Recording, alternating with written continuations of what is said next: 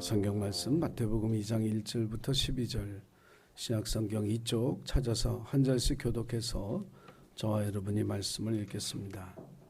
마태복음 2장 1절부터 12절입니다. 제가 먼저 1절 말씀을 읽겠습니다.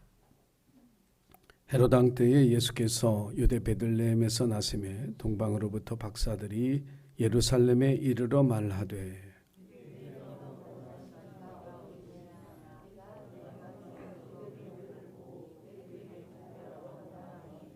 헤롯 왕과 온 예루살렘이 듣고 소동한지라.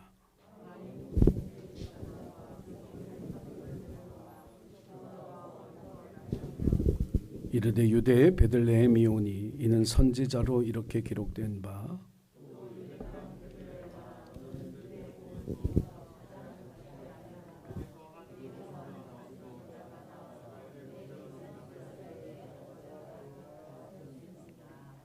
이에 헤롯이 가만히 박사들을 불러 별이 나타난 때를 자세히 묻고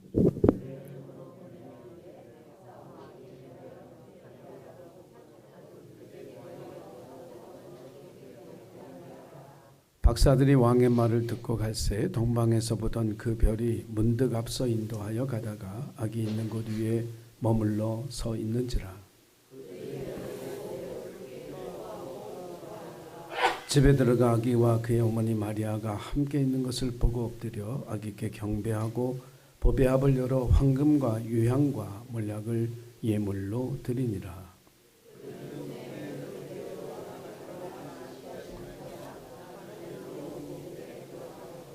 아멘. 네, 대림절 세 번째 주일이 되었습니다.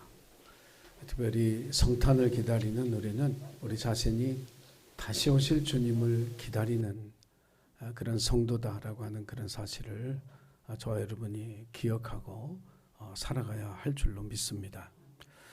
동방박사들의 성탄절, 그들은 어떻게 주님을 경배했고 또 어떤 복을 받았는지 오늘 말씀을 통해서 함께 우리가 생각하면서 하나님께서 우리에게 주시는 메시지를 우리 마음에 새기는 시간이 되기를 주의 이름으로 부탁을 드립니다. 지난 2010년도에 영화가 한 편 개봉이 됐습니다. 제목은 희망의 별, 이퀘줄의 템바라고 하는 영화입니다. 이 영화는 그 주인공이 누구냐면 임흥세 감독이라고 한 축구 감독입니다. 잘 모르시죠? 근데 이분이 지도자로서 그 홍명보 선수나 김주성 선수 이런 선수를 길러낸 선수이기도 하고 감독입니다. 영화 제목 이퀘줄의 템바라고 하는 이 아프리카어는 남아프리카 공화국의 한 초등학교의 이름이면서 아프리카어로는 희망의 별이라는 뜻입니다. 화려한 지도자의 생활을 뒤로하고 2006년에 선교사로 헌신해서 이분이 남아공으로 떠났습니다. 그리고 그곳에 가서 희망이 없는 삶을 사는 빈민촌 또 소년원 그 아이들에게 축구로 희망을 전하는 선교를 시작을 했죠. 그리고 2010년에 팀을 하나 만들었습니다. 어떤 팀이냐면 부모가 에이즈 환자이거나 아이가 에이즈 보균자인 아이들로만 축구팀을 하나 만들었죠. 축구를 하자고 하니까 이 에이즈에 걸린 아이들이 처음부터 선뜻 나선 건 아니죠. 어차피 자기는 죽을 건데 뭐 이런 생각을 하면서 절망 속에 있었기 때문에 축구를 할 거라고는 생각도 하지 못한 아이들에게 축구를 하자 이렇게 제안하면서 팀이 만들어졌습니다. 축구를 하면서 아이들이 건강도 좋아졌지만 웃음과 희망을 되찾은 것이 감독님의 수고와 헌신을 통해서 맺어진 가장 복된 열매였습니다. 그 영화 가운데 이런 대사가 있어요. 희망은 바로 희망 없음에서 태어나는 별이다. 희망 없음에서 태어나는 별이다. 이 대사를 생각하면서 그렇구나. 예수 그리스도는 희망 없는 곳에 찾아오신 희망의 별이다. 아멘.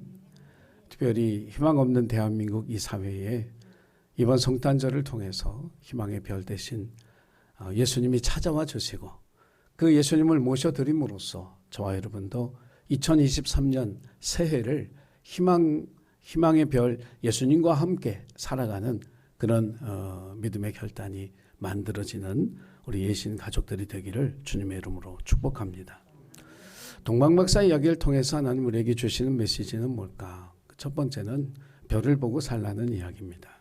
별을 바라보고 살아라. 여러분 별 보고 살아가십니까? 별 볼 일 없죠. 별 볼 일 없습니다. 뭐 살기도 바쁜데 무슨 뭐 별까지 쳐다보고 살아야 되나? 어쩌다 가끔 한번 이렇게 하늘을 보면 별이 보고 싶은데 별이 잘 안 보이시죠? 그리고 어떤 별은 막 움직입니다. 가만히 보면 저게 별이 아니라 무슨 멀리 떠 있는 비행기거나 위성이거나 그런 것들. 그래서 더 별을 보기가 어려운 시대를 저와 여러분이 살고 있습니다. 본문 2절에 보니까 이 사람들은 동방에서 별을 보던 것이 직업이던 사람이죠. 오늘날로 말하면 천문학자 이 정도 되는 사람들인데 이 박사들을 소개하는 우리 성경은 이 사람들을 점성가, 별을 보고 점을 치는 사람 이렇게 우리에게 소개하고 있습니다. 오늘날에는 뭐 천문대에서 별 관측하는 직원이겠지만 그 시대에는 이 점성가들은 왕에게 있어서 굉장히 중요한 조언을 하는 사람들이었어요. 한 해의 기륭을 판단하는데 결정적인 조언을 해주는 사람들이에요. 그러니까 물질과 또 권력이 있는 그런 사람들이었죠. 올해는 기근이 있을 거라든지 홍수가 있을 거라든지 또 전쟁의 재난이 있을 거라든지 이것을 별점을 보면서 왕에게 조언을 하고 왕은 그 점성가들의 조언을 받아들여서 국가를 경영했기 때문에 이 왕에게 있어서 아주 중요한 조언을 하는 직위에 있었던 사람들이 바로 이 박사들입니다. 다시 오실 주님을 저와 여러분이 기다리며 사는 사람들이라고 그리스도인의 정체성을 제가 말씀을 드렸지만 사실 우리는 재림의 주님에 대해서 별 관심이 없습니다. 솔직히 말하면. 사실 우리의 관심은 현실이죠. 그리고 내일입니다. 내일 내가 뭘 해야 되고 어떤 일이 있겠는가 이런 거에 대한 관심으로 살아가지 다시 오실 주님, 재림의 주님, 마라나타의 신앙 이거는 사실 우리의 현재적 신앙하고는 좀 거리가 있는 그런 신앙으로 우리에게 받아들여져 가죠. 인간이라는 존재가 그런 육체적 속성이 있습니다. 눈으로 봐야 믿고 손으로 잡아야 믿고 뭔가 느껴져야 이게 실감이 나지 마라나타 언젠가 다시 오실 예수님 이거 실감 나지 않는 그런 삶을 살죠. 동방박사들을 통해서 하나님께서 오늘 우리에게 주시는 메시지는 뭐냐면 그렇게 살지 말라는 거예요. 땅의 징조만 생각하고 바라보며 살지 말라는 겁니다.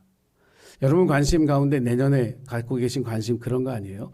집값이 오를래나 내릴래나, 이자는 더 오를래나 내릴래나, 기름값은 오를 건가 내릴 건가, 세계의 경제는 좀 어떻게 좀 풀려서 나도 좀 먹고 살만해질 건가.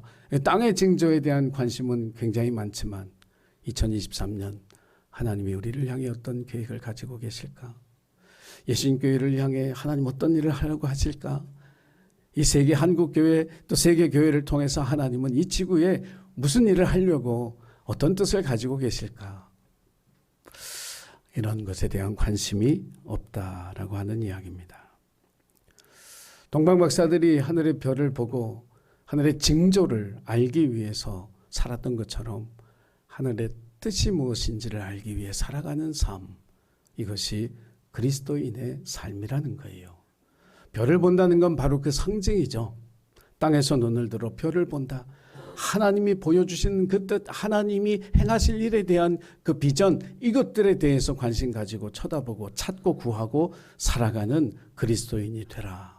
이것이 하나님 우리에게 동방박사들을 통해 주신 첫 번째 메시지입니다. 누가복음 12장에 보면 한 부자가 등장합니다. 이 사람이 아주 넓은 밭을 가지고 있어서 농사를 짓고 수확을 했는데 엄청나게 많은 곡물을 거뒀습니다. 그러니까 이 노인이 생각하기를 큰 창고를 지어서 저렇게 많이 수확한 저 곡식을 전부 다 집어넣고 하는 말이 뭐냐면 내 영혼아 여러 해 쓸 물건을 많이 쌓아두었으니 평안히 쉬자, 먹고 마시고 즐거워하자, 이렇게 이야기를 합니다. 만약에 이 노인이 예수님 마음을 가졌다면 창고를 짓는 대신에 가난하고 어려운 사람들 다 불러서 내가 먹을 거 빼놓고 다 나눠주고 창고 지을 거 없이 그렇게 했을 텐데, 그죠? 여러분 같으면 그렇게 했겠죠. 창고 안 졌죠? 그래도 조금은 져야 돼요. 사실 그런 선택 앞에 놓여지면 여러분 그 많은 곡식을 주님의 마음으로 나눌까? 이걸 창고에 쌓을까? 여러분 어떤 결정을 할지 진실하게 정직하게 여러분 속으로만 생각하세요. 입으로 말하지는 말고. 근데 이 노인은 그랬단 말이에요. 짠뜩 쌓아놓고 오늘 하루 내가 진짜 먹고 마시고 즐기자 그랬는데 누가복음 12장 20절에 하나님이 뭐라고 하시느냐면 어리석은 자여 오늘 밤에 내 영혼을 도로 찾으리니 그러면 내가 준비한 그것이 다 누구의 것이 되겠느냐. 오늘 밤을 넘길 수 없다는 사실도 모르고 창고 짓고 잔뜩 싸놓고 먹고 살고 즐기자 하는 것이 인간이라고 하는 겁니다. 이건 두고두고 곱씹을 만한 말씀이에요. 땅의 것에 대한 우리의 관심을 하늘로 돌려야 된다라고 하는, 하나님에게로 돌려야 된다라고 하는, 땅의 보화를 쌓는 삶이 아니라 하늘의 보화를 쌓고 살아가는 삶으로 우리의 삶이 바뀌어야 된다라고 하는 메시지를 담고 있는 이야기입니다. 한국 축구가 브라질하고 16강전에서 탈락했습니다. 전반에만 4대0. 다들 그 걱정하셨을 거예요. 후반전에 몇 골이나 더 먹을까. 그런 걱정을 했는데 와, 후반전에 한 골을 넣었잖아요. 그러면서 어떤 목사님 그러더라고요. 8강 올라가게 해달라고 기도를 그렇게 열심히 했는데 안 되더래. 그러니까 우리 팀에는 그 세계적인 경쟁력 있는 선수가 뭐 손흥민 선수하고 이제 한두 사람 이렇게 있는데 브라질은 11명이 다 그 세계적인 선수들이잖아요. 그래도 4강을 못 가더라고요. 야, 그 참 공은 둥글다 그런 생각을 하게 됩니다. 그런 걸 보면서 이런 생각을 해봐요. 2002년도 우리 상암에서 독일하고 한국하고 4강전 했을 때 그 붉은 악마죠. 응원단 중앙에 이렇게 별 그리면서 꿈은 이루어진다. 그거 혹시 기억하세요? 그러면서 언젠가는 한국도 월드컵에서 우승할 날이 올 것이다. 왜냐하면 그 우승팀은 이렇게 별을 이렇게 붙이잖아요. 그 별. 근데 언젠가 한국이 월드컵에서 우승하는 날이 반드시 오게 될 줄로 믿습니다. 네. 아멘이 작아요. 크게 하셔야지. 그래도 우승할까 말까 하는데 크게 해야지 작게 하면 되겠어요. 우리가 땅만 보고 우리의 삶의 현실만 바라보면 하나님의 손길이 보이지가 않아요. 그런데 여러분 눈을 들어 가끔 하늘을 바라보면 뭔가 다른 게 느껴지죠. 하나님의 손길, 하나님의 계획, 하나님의 마음. 동방박사들이 하늘의 별을 보고 베들레헴까지 왔는데요. 대략 1500km예요. 그 당시에 낙타 타고 1500km를 오려면 하루에 30km씩 와도 50일이에요. 돌아가는 길도 또 그만큼 되잖아요. 얼마나 먼 길을 온 거예요. 무엇을 위해서? 하늘의 뜻을 찾기 위해서. 이번 성탄절이 바로 그런 베들레헴으로 우리도 여행하는 이 땅에 오신 예수님이 왜 오셨나? 그 주님이 이 땅에 오신 그 뜻을 찾기 위한 여정을 저와 여러분도 이 대림절 기간 동안에 할 수 있기를 주의 이름으로 부탁을 드리고 하늘 뜻을 찾아 그 먼 길을 왔던 박사들처럼 2023년 새해가 하늘의 뜻을 구하기 위해 먼 길의 수고를 마다하지 않는 헌신으로 살아가는 저와 여러분이 되기를 주의 이름으로 부탁을 드립니다. 두 번째 메시지는 길은 성경 안에 있다라고 하는 겁니다. 길은 성경 안에 있다. 운전해보신 분들 내비양이 굉장히 친절하게 안내를 해주는데도 불구하고 길을 잘못 찾아서 어려움을 겪는 경우가 있습니다. 이게 내비가 좀 판단이 잘 안 되는 게 그런 것 같아요. 예를 들어서 100m 앞에서 가야 되는데 뭐 얼마 앞에서 좌회전 하세요. 그러면 좌회전이 예를 들어서 50m 앞에도 있고 100m 앞에도 있고 그러면 깜빡 잘못하면 그냥 50m 앞에서 하거든요. 좌회전 하라 그랬으니까. 근데 사실은 더 가서 해야 돼요. 그런 경우가 많아요. 그래가지고 저도 몇 번 어려움을 겪었던 기억이 납니다. 우리가 살아가는 인생도 마찬가지죠. 길을 제대로 알고 살면 굉장히 좋은데 길이 때로는 보이지도 않고 혼동스러운 거예요. 살아가면서 그런 생각이 들잖아요. 내가 이게 바른 길을 걷고 있는 건가? 이 길이 혹시 틀린 것은 아닐까? 이것이 잘못된 것은 아닐까? 확신이 없어지는 순간, 확신을 가지고 이 길을 걸어가는데 이 길에 대한 확신이 사라지는 그런 순간 있단 말이에요. 그때 길을 찾기 위해서 무엇을 하시냐 제가 묻고 싶습니다. 우리 젊은 사람들이 어른들 말 안 듣죠. 우리끼리만 살자. 여러분 자녀들이 이런 표현 좀 덧붙여서 죄송합니다. 더럽게 말도 안 듣죠. 왜 이렇게 안 들을까? 제가 생각을 해봤더니 물론 존경할 만한 어른들도 사실 우리 사회에 좀 부족해요. 어른들의 잘못이긴 한데 자기 인생이니까 내가 주인이라고 생각하는 거예요. 내 인생이니까 내가 결정하고 내가 선택하고 내가 택한 길을 걸어간다 이렇게 생각하기 때문에 주변에서 뭐 조언해 주는 거에 대해서 귀를 닫고 마음을 닫아버리는 거거든요. 근데 그게 사실 에덴 동산에서 일어난 일이에요. 사단의 전략이죠. 너 이거 먹으면 하나님처럼 될 거야. 네가 인생의 주인이 될 거야. 네가 다 선택하고 결정하고 판단하고 네 맘대로 다 할 수 있어. 여러분, 귀를 기울이는 삶을 살아가야 돼요. 잘못된 길을 그냥 걸어가는 걸 내버려 둘 수는 없잖아요. 바다를 항해하는 배에게 있어서 기준은 뭐냐면 항해사의 지식이 아니에요. 선원들의 경험이 아니에요. 그 배의 항로의 기준은 등대입니다. 등대를 보고 길을 가는 거예요. 선장이 뭐 지식이 굉장히 많은 사람이라고 아니요. 선원들이 경험이 굉장히 많다고요 아니요. 등대가 기준이 되는 거예요. 인생을 살아가는 모든 사람들에게 하나님 어떻게 디자인하셨느냐면 하나님을 등대 삼아 살아가는 인생으로 디자인하신 거예요. 세상에서 길을 찾는 거 어리석은 거예요. 지식이 많다고 경험이 많다고 길을 가르쳐 주는 게 아니에요. 여러분 길은 하나님 안에 말씀 안에 있다라고 하는 그 믿음으로 살아가는 그리스도인이 되시기를 주의 이름으로 부탁을 드립니다. 박사들이 별을 보고 팔레스타인까지 오던 중에 어느 순간에 별이 사라졌어요. 그걸 어떻게 알 수 있느냐면 이 사람들이 별이 계속 인도해 줬으면 어디로 갔겠어요? 베들레헴으로 바로 갔죠. 근데 어디로 갔어요? 오늘 말씀에 읽어보니까 헤롯 궁으로 간 거예요. 예루살렘으로. 그러니까 중간에 별이 없어진 거예요. 그러니까 너무 당황한 거죠. 그래서 헤롯 왕에게 가서 뭐라고 얘기하느냐면 유대인의 왕으로 나시니가 어디 계시냐? 이렇게 물은 거예요. 여러분 현직 왕에게 새 왕이 어디에서 났냐고 물으면 그 왕이 기분이 좋겠어요?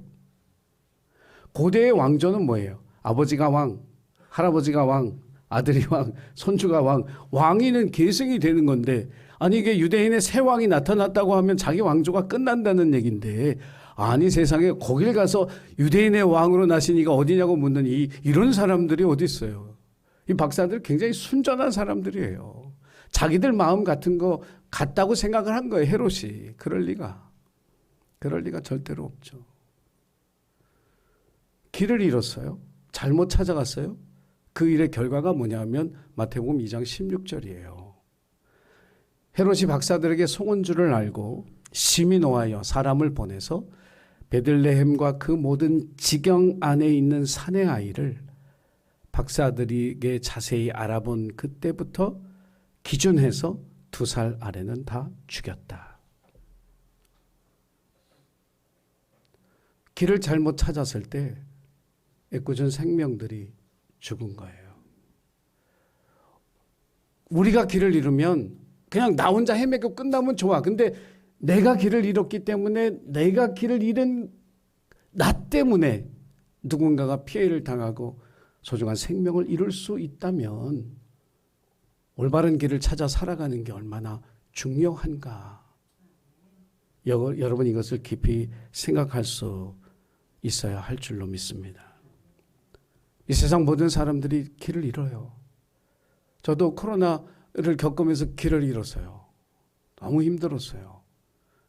정말 저를 버텨준 건 뭐냐면 금요 기도회, 새벽 기도회였어요. 하나님 앞에 기도하는 그 자리, 찬양하는 그 자리, 그래도 몇 명이라도 모여서 하나님 앞에 부르짖는 그 기도의 자리가 다시 길을 찾게 해주는 힘이 됐어요. 그리스도인으로 살면서 길을 잃는 것은 나 자신에게도 유익하지 않을 뿐만 아니라 다른 사람들에게 큰 어려움, 역경을 가져다 줄 수 있다는 사실을 저와 여러분이 경계로 삼아서 하나님을 등대 삼아 살아가는 저와 여러분이 되기를 주의 이름으로 부탁을 드립니다. 헤롯이 사람들을 모았습니다. 대제사장과 서기관들을 다 불러 모아서 도대체 유대인의 세왕이 어디서 나겠느냐 했더니 이 사람들이 선지자가 기록하였을 때 베들레헴이니이다. 길은 성경 안에 있어요. 답을 찾았잖아요. 어디로 가야 할지를 분명히 알게 된 거죠. 밧세바 때문에 길을 잃었던 다윗이 하나님 앞에 부르짖는 기도가 시편 51편입니다. 10절로 12절의 말씀에 하나님이 내 속에 정한 마음을 창조하시고 내 안에 정직한 영을 새롭게 하소서. 나를 주 앞에서 쫓아내지 마시며 주의 성령을 내게서 거두지 마옵소서. 주의 구원의 즐거움을 내게 회복시켜 주시고 자원하는 심령을 주사 나를 붙들어 주소서. 그의 남은 생애의 길을 하나님 앞에 맡기며 하나님의 인도하심을 받기 위해서 기도했어요.